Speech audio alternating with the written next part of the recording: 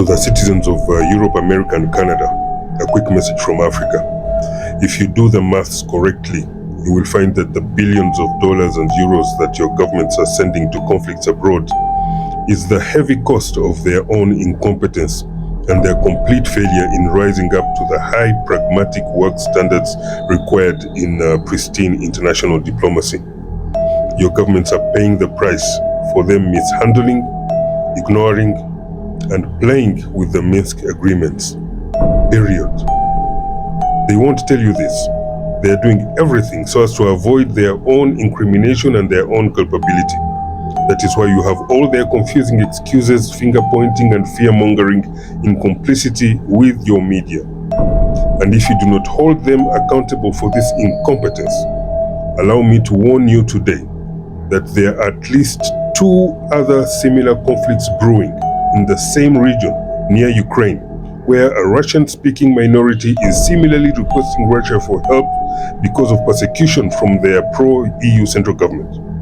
If your governments mishandle these as well, those conflicts will also end up becoming outright war, and therefore even more costs on you as taxpayers and on your fledgling economies.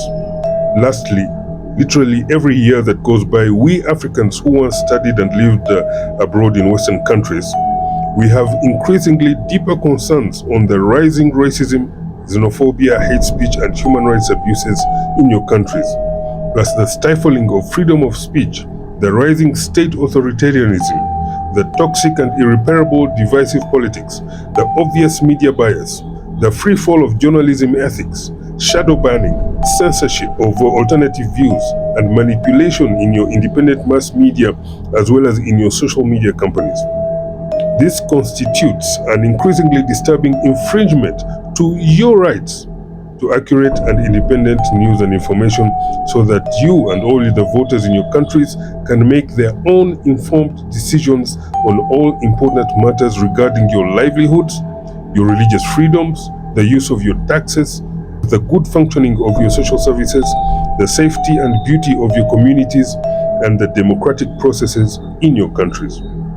And because Europeans have contributed to peace, democracy, development, and curbing of human rights abuses in Africa, I urge African governments, leaders, and influencers to speak out for the people of Europe when necessary. That is why I call on Western governments to do everything possible to restore the core ideological tenets and values that uphold liberty, freedoms, and democracy for your own citizens. Stop becoming police states, while also ensuring that whatever you do abroad is also held accountable, and the world overseas stops being your arena for hidden arrogance, lawlessness, corruption, plunder, and dangerous modern-day rogue state piracy abroad, including plausible complicity in genocide. Thank you.